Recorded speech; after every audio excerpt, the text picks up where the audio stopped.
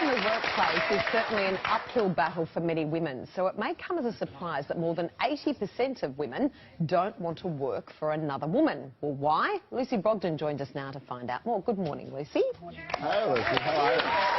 Welcome.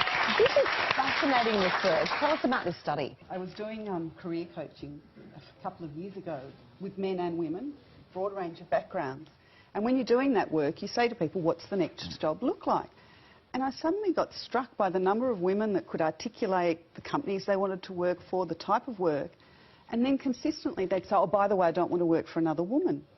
So I started to track these numbers, and we got to around 80%. I asked colleagues, and they were getting similar numbers.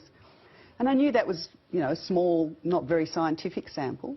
But if you go to the literature, there's huge studies all replicating these findings. Gallup in the US has actually tracked this for 60 years, and we're still not shifting the data too much, which is really a shame. It checks out with in workplaces I've been in, there have been huge schisms between female employees and female bosses where it was pretty much an all-out Cold War. Like it was, and you know, really? not talking and do you know why, Lucy? Undermining.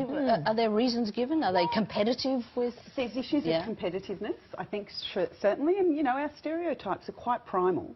So I think it's really incumbent on women to continually check those. If we don't acknowledge behaviour, we can't change it.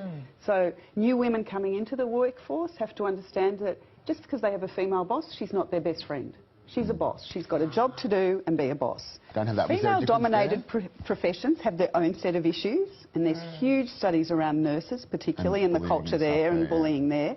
Interestingly, when you look at the bullying data, more women bully other women.